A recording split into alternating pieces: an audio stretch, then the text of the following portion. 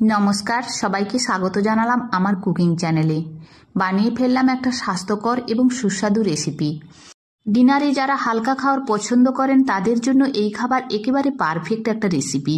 এছাড়া টিফিনে কিংবা জলখাবারে কিংবা বিকেলের স্ন্যাক্সেও এই খাবার খাওয়া যায়। এই খাবার খুব সুস্বাদু এবং পুষ্টিকরও বটে। মাত্র 1 কাপ চিড়ে এবং শীতের সবজি এছাড়াও সামান্য কিছু উপকরণ দিয়ে ঝটপট বানিয়ে নেওয়া যায় এই খাবার। এই রেসিপি বানানোর জন্য আমি 1 বাটি চিড়ে নিয়েছি। চিড়েটা আরেকটা বাটিতে ঢেলে নিয়ে জল দিয়ে পরপর 2 বার ধুয়ে নিচ্ছি। ভালো করে চটকে ধুয়ে নেব। ধুয়ে নেওয়ার পর জল ঝরিয়ে আমি আধ ঘন্টা রেখে দেব। যে পাত্রে আমি চিড়ে এইভাবে রেখে দেব তার তলাতে কিছুটা জল রেখে দেব।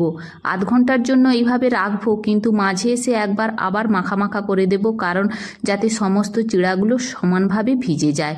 এরপর আধ ঘন্টা রেখে দিলাম ঢাকা দিয়ে। তারপর গ্যাস অন করে একটা কড়া বসিয়ে দিয়েছি।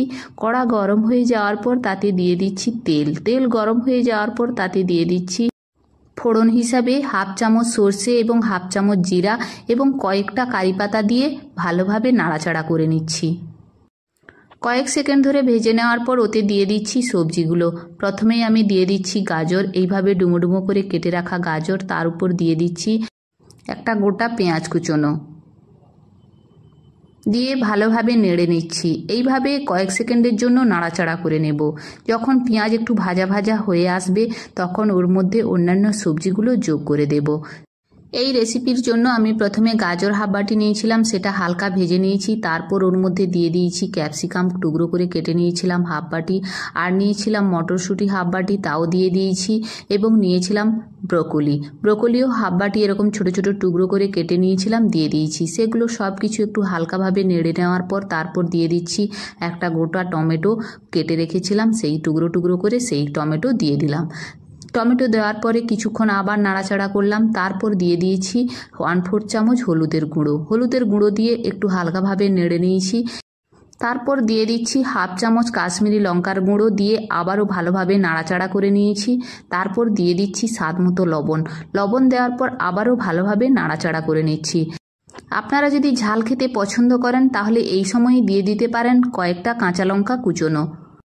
ভালোভাবে নাড়াচাড়া করে নেওয়ার পর ঢাকা চাপিয়ে রান্না করে নেব 5 মিনিট। 5 মিনিট পর ফিরে এসে ঢাকনা খুলে আবারও নাড়াচাড়া করে দিলাম। দেখে বোঝা যাচ্ছে সমস্ত সবজিগুলো প্রায় অনেকটাই সেদ্ধ হয়ে গেছে এবং নরম হয়ে গেছে। এরপর দিয়ে দিচ্ছি ভিজিয়ে রাখা চিড়া। আমি যে 1 বাটি চিড়া ধুয়ে পরিষ্কারভাবে শুকনো করে ভিজিয়ে রেখেছিলাম, সেই ভেজানো চিড়া দিয়ে আবারও ভালোভাবে সমস্ত সবজির সঙ্গে নাড়াচাড়া করে মাখিয়ে নিচ্ছি। চিড়ে সহ সমস্ত সবজি এইভাবে নাড়াচাড়া করে রান্না করে নেব 3 থেকে 4 মিনিট, যাতে চিড়েটা আরও ভালোভাবে নরম হয়ে যায় এবং চিড়ার ভিতরে লবণ ঢুকে যায়। সেই কারণে এইভাবে নাড়াচাড়া করে রান্না করে নেব। এখানে আমি আপনাদের একটা রিকোয়েস্ট করি, আমার এই রেসিপি আপনাদের কেমন লাগলো অবশ্যই কমেন্ট করে কমেন্ট বক্সে জানাবেন। ভালো লাগলে অবশ্যই লাইক করবেন এবং ভালো না লাগলে ডিসলাইকও করতে পারেন। আর আমার এই চ্যানেল যদি সাবস্ক্রাইব না করে থাকেন তাহলে সাবস্ক্রাইব করার অনুরোধ রইল। 3 থেকে 4 মিনিট রান্না করে নেওয়ার পর একটু মিষ্টি স্বাদ নিয়ে আসার জন্য ওতে দিয়ে দেব 1 চামচ চিনি দেওয়ার পর আবারও ভালোভাবে নাড়াচাড়া করে নেব। সব শেষে যোগ করে দেব চিনেবাদাম ভেজে নিয়ে তার খোসা ছাড়িয়ে রেখেছিলাম, সেই চিনেবাদাম এর সাথে যোগ করে দেব। সবজি যেমন সেই মতো চিনেবাদাম নিলাম, সবজি যদি বেশি থাকে সেই অনুযায়ী আপনারা চিনেবাদামের পরিমাণটাও বাড়িয়ে দিতে পারেন। চিনেবাদাম দেওয়ার পর আবারও ভালোভাবে নাড়াচাড়া করে নিচ্ছি। মাত্র 1 বাটি চিড়ে, শীতের সবজি এবং সামান্য কয়েকটা উপকরণ দিয়ে বানিয়ে নেওয়া গেল ডিনার।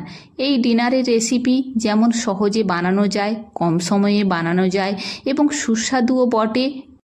যেমন সহজপাচ্য তেমনি পুষ্টিকরও। তাই রাতে ডিনারে যারা হালকা খাবার খেতে পছন্দ করেন তারা খুব সহজে অল্প সময়ের মধ্যে বানিয়ে ফেলুন এই ডিনারের রেসিপি। সকলে ভালো থাকুন। দেখা হবে নতুন কোনো ভিডিওতে অন্য কোনো রেসিপির সাথে।